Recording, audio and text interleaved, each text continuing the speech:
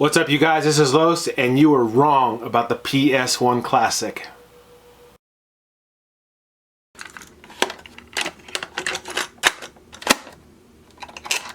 The 80s and 90s were great times to be a kid. Join me as I dive into the world of movies, music, video games and toys, and explore what made these decades so great.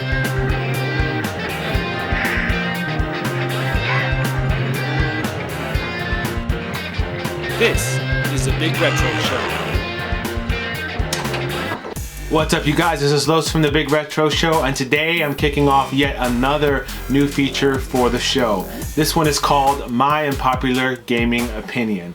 And as you expect, I'm going to be talking about my unpopular gaming opinion, talking about some of the opinions that I have on systems and games that everyone, for some reason, always seem to bash on.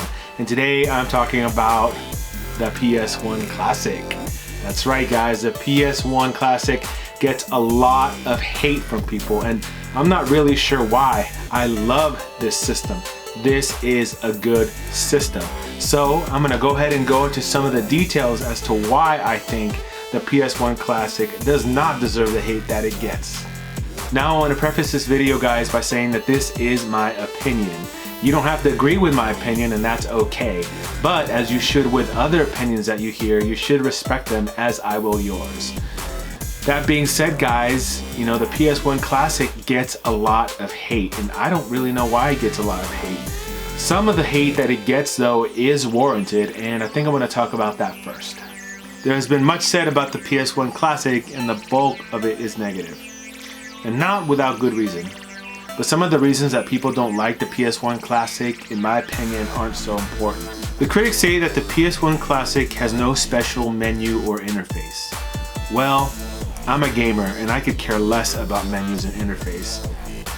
I usually don't spend too much time looking at the menu and admiring the ways that the games are presented.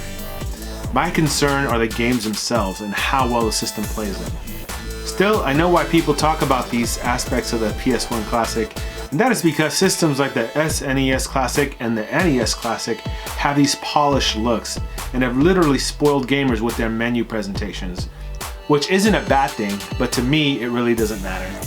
The other big gripe about the display is the inability to choose the aspect ratios and filtering options, which to me doesn't take away from the gameplay. I usually never mess with filter options just because I like to play the games as they are presented. And if that means they are being emulated, then so be it. I want to know that I'm playing on an emulated system because after all, that is what these systems are, emulators. And there's no way around that. If somebody wanted an authentic experience, they would just bust out the original hardware and play the original software on these systems to get that authentic experience, not plug in a PS1 Classic to get that. I've always been a fan of emulation, but there are purists who are not, and maybe this is not the system for them. The other thing that people like to bag on the system for are the controllers. Sure, they are not the analog controllers with the rumble feature built in, but I am an early adopter of the PS1. Yes, I am old, and back in the day, we didn't have the dual analog sticks and the rumble feature. So this controller is a smaller and clickier version of the controller that kicked it all off for the PS1. To me, having this controller as part of the PS1 Classic is not a deal breaker.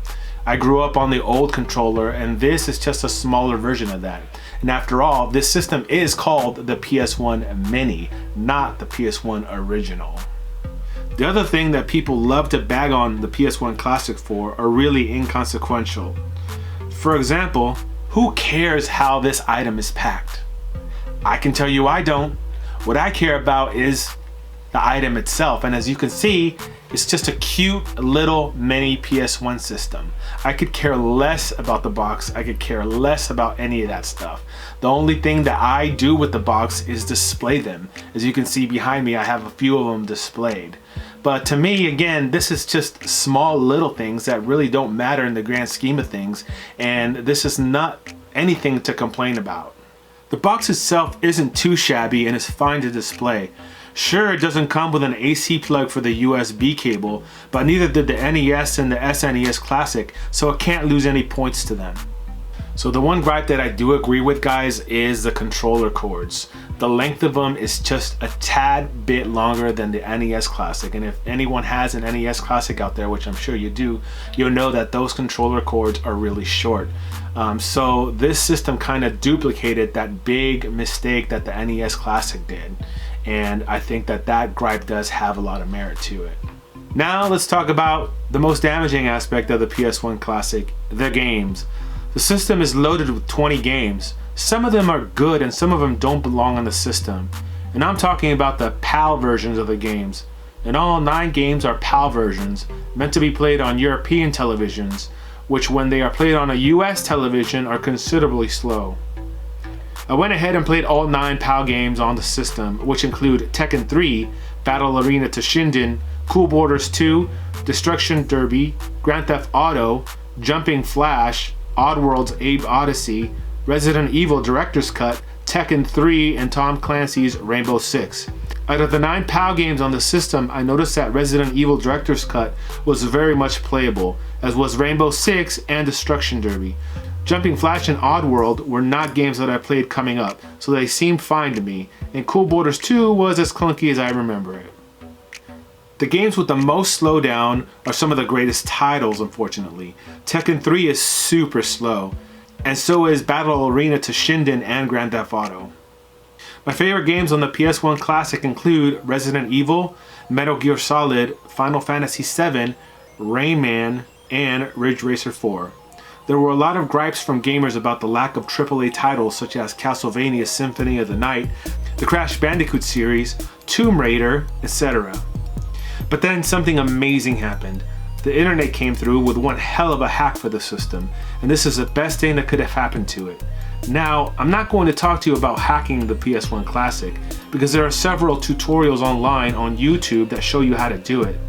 But essentially, the hack is really quite simple and is not permanent, which means that once you take out the USB stick that has the hack along with the ROMs, the hack goes away and your system is the same as when you took it out of the box. Through this feature, I managed to get all the games that I was interested in playing on the PS1 Classic and love it. Castlevania Symphony of the Night, the Strike series, Tomb Raider, Diablo, Strider, all the games that I actually have a connection with, I placed on this little Incredibles machine. But let's just say that you know nothing about hacking and you don't even want to try it. There are products out there that come preloaded with hundreds of games, and all you have to do is plug it into the second USB port of the PS1 Classic.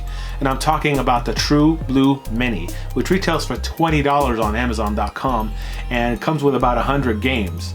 Now that is incredible. So if you're looking for a good Christmas gift for somebody who enjoys a PS1, a PS1 Classic right now runs about 40 bucks, and that True Blue Mini is about another 20. So for a $60 investment, you can have hours of fun with the PS1 Classic. Did I mention that you could also emulate the old Genesis, NES, and SNES on the PS1 Classic through RetroArch? That's right, you can install RetroArch on the PS1 Classic to up its badassery.